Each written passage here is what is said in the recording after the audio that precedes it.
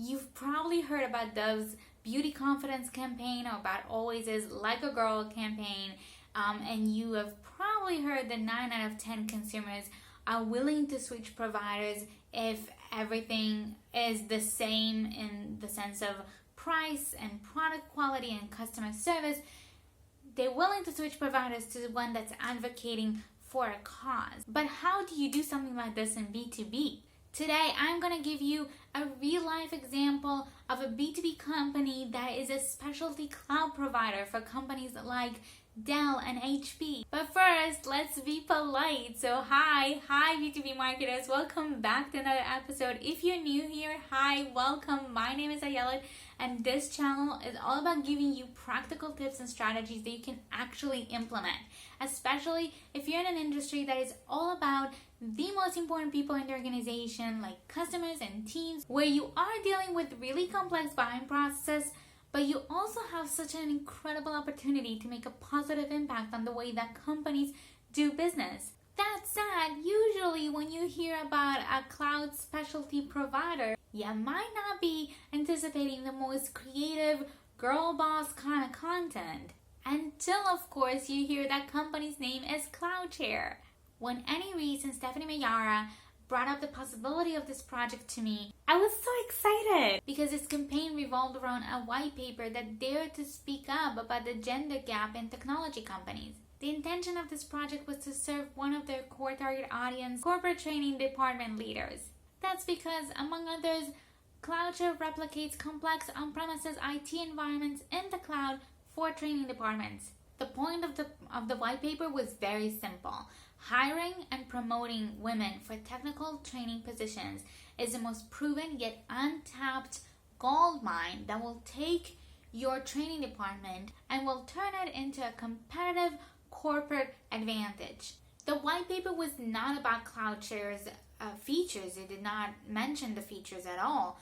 It was about helping the audience members grow their departments, their training departments, and how they position them in the company.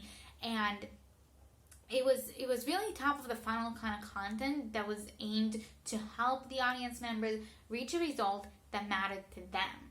Research has been very clear that diversity in your workforce, diversity in your management team is essential to increase creativity and profitability. So the first thing we covered in this white paper was how in the world is this still a competitive advantage? I mean, we have long left the previous century, and especially in technology companies, technology companies are well known for, being innovative, being forward thinkers. How is this still even a competitive advantage? That's the first thing that we talked about.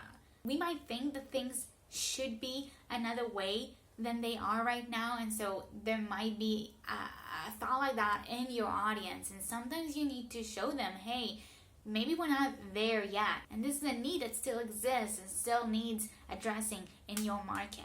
We also gave our readers practical ways to implement this and to increase profitability and to increase diversity and inclusion, and avoid a very common mistake along the way, because giving them the data and showing them the need but not showing them how they can tap into that and how they can do something about that, and not showing them the path, not showing them practical ways to do that, felt like we were gonna leave them hanging.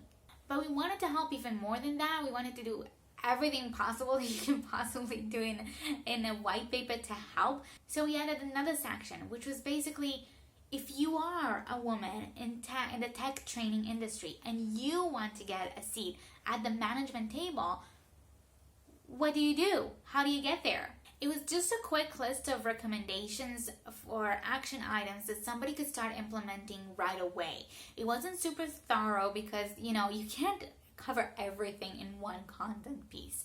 But it was still a list that they could actually act on and implement.